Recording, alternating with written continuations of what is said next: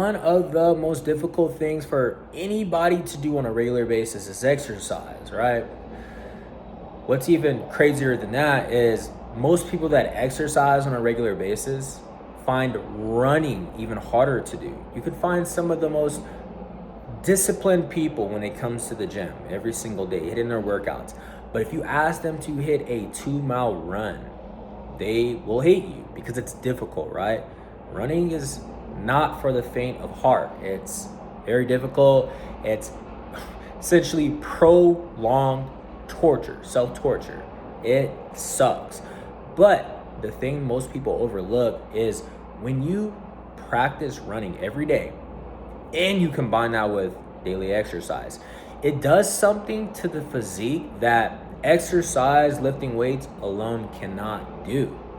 See, when you practice doing cardio, running cardio, not just a Stairmaster, not walking on a treadmill, and damn sure not the elliptical, but you practice outdoor running, even on a treadmill, but you really want to stick to outdoor running. There's a big difference between the two. But what it does compositionally wise to the structure of your body, to your posture, to your musculoskeletal structure, right? What it does is it tunes everything in together. It really ties in all of the body parts to being one fundamental machine, one giant piece of muscle, right?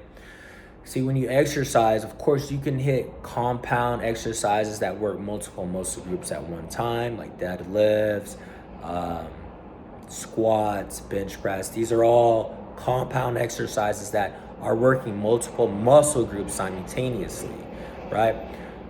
The thing is, when you run, it is essentially a full body exercise. Not only just the legs, but the back is at work to keep the posture upright. The arms are moving, they're pumping. And after you run for a specific period of time, once you really get the cardiovascular system up and running and it can support that run, you run into the problem more so of, instead of not having the proper heart health, but it becomes a full body workout because of the posture. Your body is actually having difficulty staying upright while running. This is where it really ties everything in together. So when you practice exercising, lifting weights on a daily basis or multiple times a week basis, and you tie that in with running, it creates a streamlined, very aesthetic physique. And people overlook this. Most people are extremely concerned with losing muscle, right?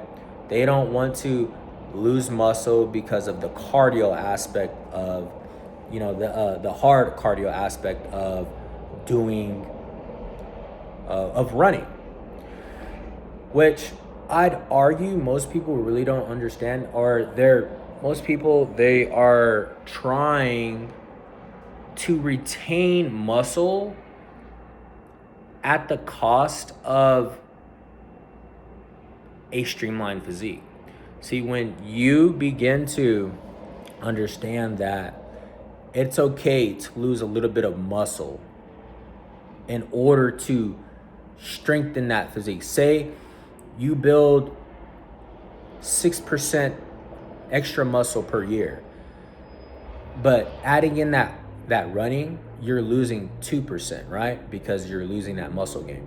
Well, when you do that cardio, you're actually streamlining, you're densifying that muscle. So say you grew 5%, you lose 2%, now you're back at 3. Well, now that 3 is so solidified and you're able to move that 3% at a much more effective,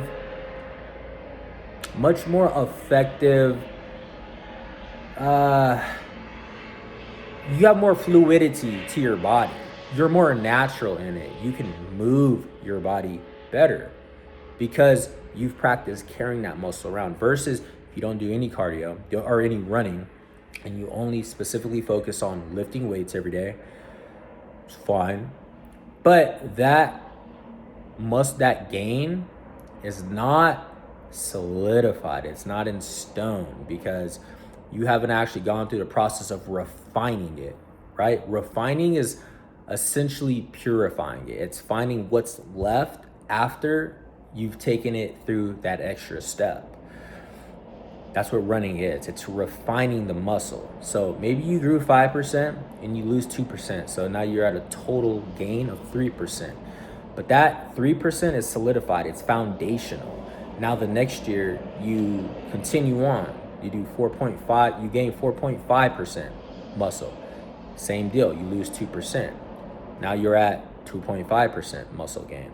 And as you go on year by year, you'll actually retain more of that muscle because the body's getting more efficient at carrying that. I say all this to say, people are really leaving so much development, so much body composition, so much muscle development opportunity on the table because they are not incorporating running into their fitness routine. You incorporate all of these things into your fitness routine, put them together. Yes, in the current moment, you may not be reaping as much benefit as you absolutely possibly could, maximizing it out.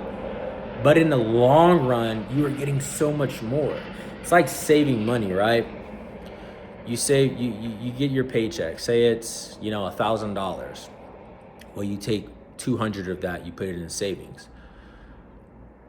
Now you're only at a gain of 800, right? But that 200 is going towards the future. Now, a lot of people would say that's a good practice, right? So why do we not look at it the same in fitness? So when you exercise, that's the $1,000 paycheck. You save 200 of it for later. That's the cardio that you're doing, the running. So you're losing a little bit now, but that's going towards the future because you're solidifying your base, your foundation.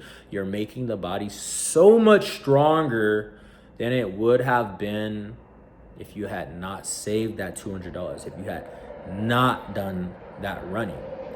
Because overall, it's strengthening the overall structure of your body. It's improving your heart health, right? This is the reason why you want to incorporate running into your routine, because it's going to make you that much better of an athlete, bodybuilder, of a fitness enthusiast. It's going to create so much more for you down the line. More oxygen flow, more blood flow, more stability, because the body is so much stronger, because you decided that little extra percentage that you gained in muscle was less important than building a foundation in your future, which running does. Now, clearly you can go overboard with it to where you're really putting two and two together. There's a lot of friction between lifting weights and running. But you find that correct balance over time.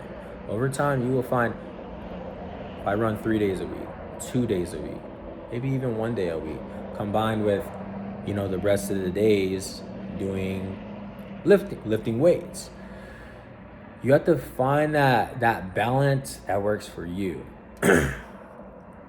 Just like some people like to save half their paycheck. Some people save 10% per paycheck.